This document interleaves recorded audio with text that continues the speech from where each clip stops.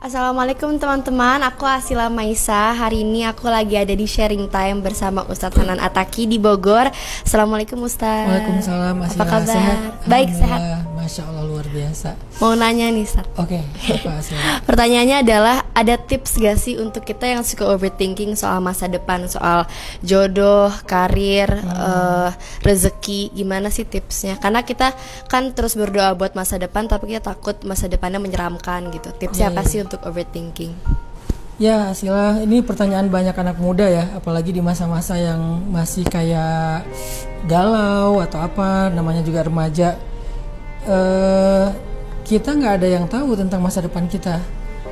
Kita cuman bisa ngerencanain, cuman bisa berharap, tapi yang tahu persis itu cuman Alimul Khabir, Allah Subhanahu Wa Taala.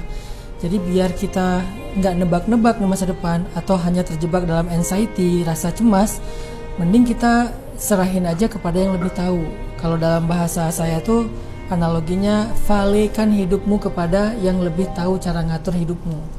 Kita kan cuma bisa ngerencanain, tapi belum tentu rencana kita yang terbaik buat kita. Seringkali kita merencanakan sesuatu yang justru nanti akan menjadi keburukan yang kita nggak sadari.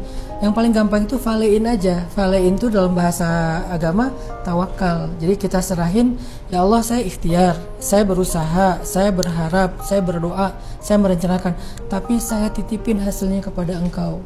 Apapun hasilnya saya terima, bukan cuma pasrah, saya terima, ridho dalam bahasa agama. Kalau udah kayak gitu, insya Allah nggak akan dikecewakan sama Allah. Tadi saya juga bahas ngevalein hidup ke Allah itu ada kuncinya. Nah kuncinya apa? Jujur sama Allah. Kenapa pengen kayak gitu? Apa yang kita inginkan? Apa hubungannya dengan Allah? Nah kalau kita bisa memvalekan hidup kepada Allah, kita nggak bakal terlalu repot. Sama kayak kita ngevalein kendaraan kita ke fasilitas vale gitu kan. Jadi kita nggak perlu mikirin parkir, nggak perlu mikirin harus gantian sama yang lain, ngantri segala macam, udah gampang.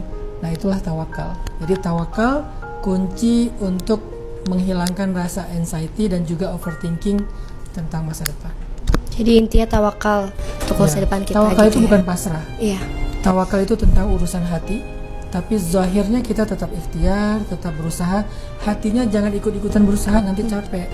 Yang jadi masalah selama ini tuh kan hati kita ikut ikhtiar. Harusnya hati kita tuh udah di langit aja, biar zahir kita yang di bumi. Tangan, kaki, pikiran kita semua di bumi, tapi hati tetap di langit. Jangan dibawa-bawa ke bumi, capek. Masya Allah, terima kasih Ustaz. Terima kasih. Assalamualaikum.